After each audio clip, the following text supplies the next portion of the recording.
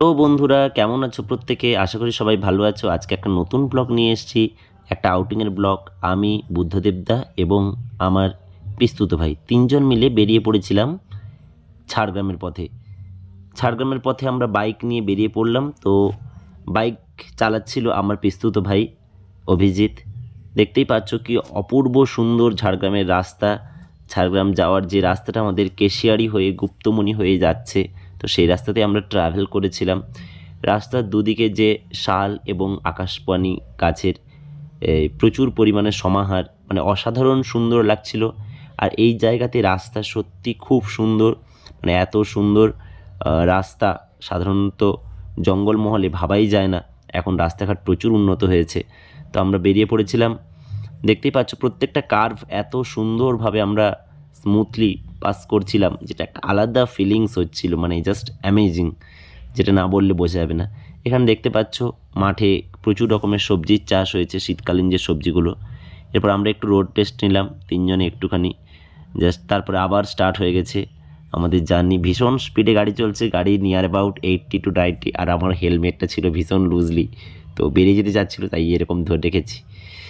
তো এরপরে আমরা যে জায়গাতে এলাম, এটা প্রায় কুলটিকরির খুব কাছাকাছি, কুলটিকরির কাছাকাছি। এরপর কুলটিকরি পেরিয়ে আমরা গুপ্তমনি রোড ধরলাম, গুপ্তমনি যাওয়ার যে রাস্তাটা।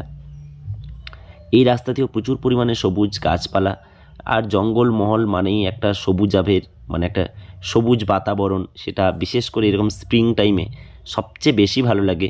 এছাড়া বৃষ্টিকালেও ভালো লাগে, আর স্প্রিং টাইমে একটা আলাদা ব্যাপার। তো আমরা চলে এসেছি গুপ্তমনিতে। এসে ন্যাশনাল হাইওয়ে ধরলাম।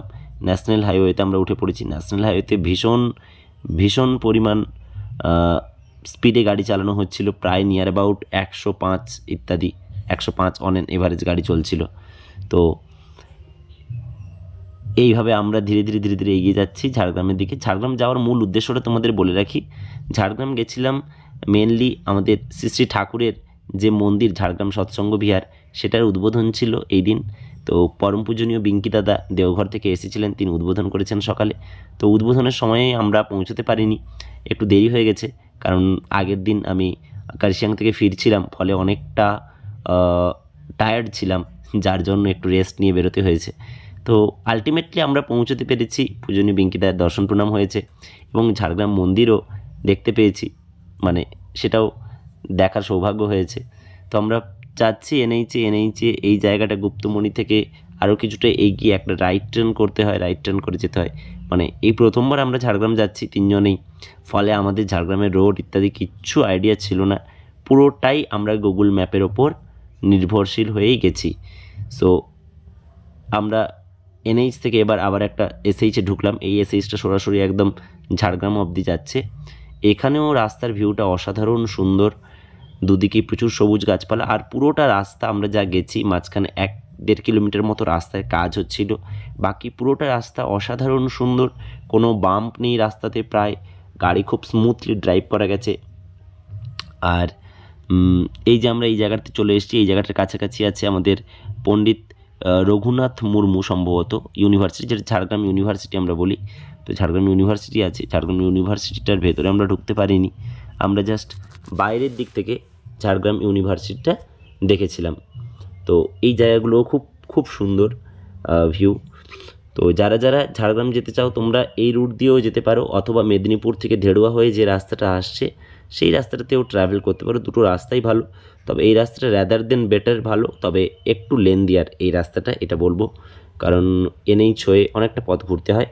তবে সেক্ষেত্রেও এনএইচের ক্ষেত্রে একটা জায়গা একটু খুব বেশি কনজেস্টেড, যেটা হচ্ছে খড়গপুরের কাছাকাছি।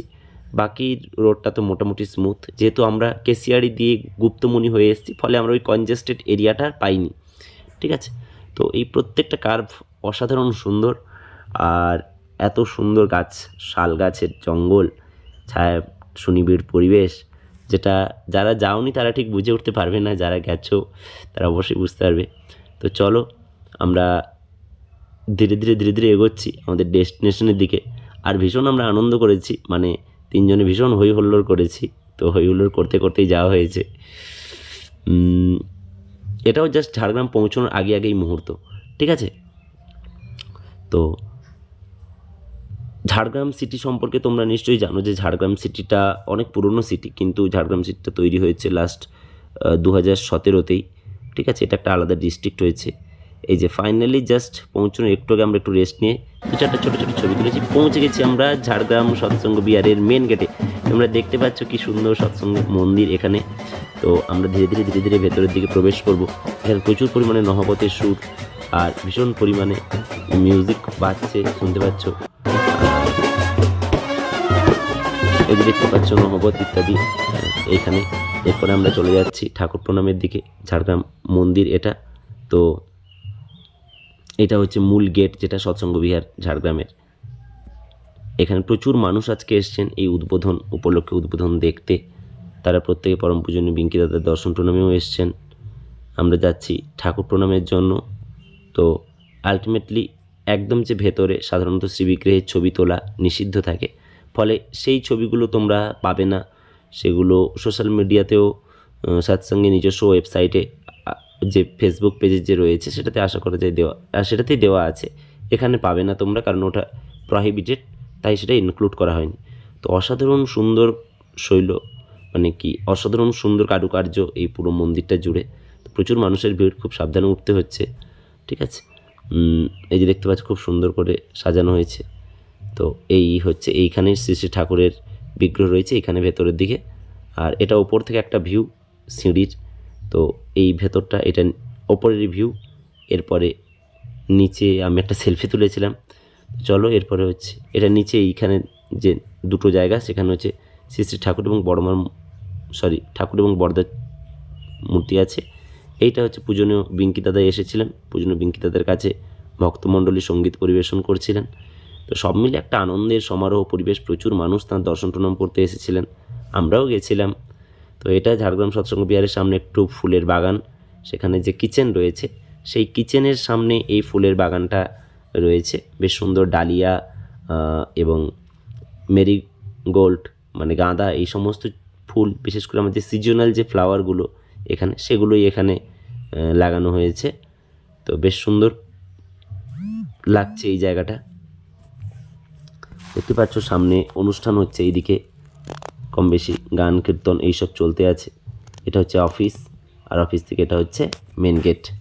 ঠিক আছে, এটা হচ্ছে কিচেন ইত্যাদি রয়েছে, কিচেন এবং রেস্টরুম। একটু চল আমরা দেখে নিই। এবার আমাদের ফেরার পালা। আমরা রিটার্ন জার্নি করছি। রিটার্ন জার্নিতে আমি ড্রাইভ করেছিলাম বেশিরভাগটা, কারণ যাওয়ার পথে আমার ভাইয়ের অনেকটা জার্নি হয়েছে, ফলে রিটার্ন জার্নিটা আমি চেষ্টা করেছি পুরোটাই, ম্যাক্সিমামটাই আমি ড্রাইভ করেছি।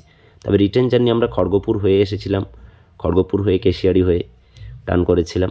ফলে রিটার্ন জার্নিতে খুব একটা বেশি ছবি তোলা হয়নি, খুব একটা বেশি ভিডিও করা হয়নি, কারণ আমার ভাইরা কেউ এতটা ভিডিও করতে ইচ্ছুক ছিল না। তো চলো আমরা রিটার্ন জার্নিতে আরেকটা জায়গায় আমরা ঢুকেছিলাম, যেখানে আসার পথে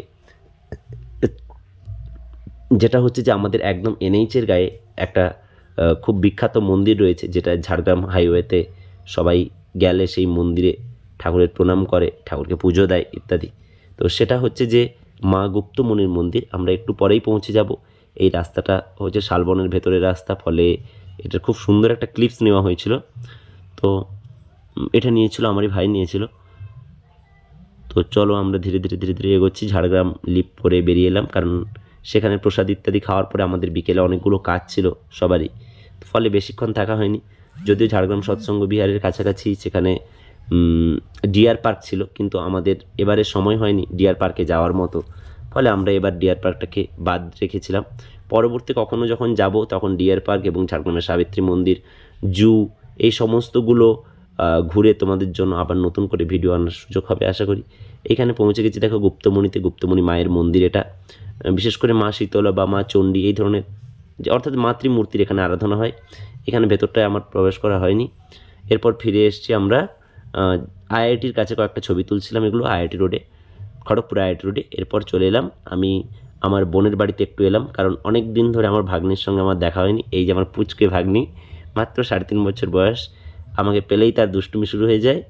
এবার এসে একটু করে কেমন করে গান শিখেছে, সেই গানের রেওয়াজ করে একটু আমাকে দেখাচ্ছে যে সে কেমন করে গান শিখেছে। তার মা তাকে সঙ্গে সাপোর্ট করে দিচ্ছে। তো এই হচ্ছে ব্যাপার। এই সবটুকু নিয়ে ছিল আজকের ব্লগ। থ্যাংক ইউ প্রত্যেককে, প্রত্যেকে ভালো থাকো এবং অনেক অনেক শুভেচ্ছা। ভালো লাগলে আমাদের চ্যানেলটা তোমরা প্রত্যেকে অবশ্যই লাইক, শেয়ার, সাবস্ক্রাইব করে দিও।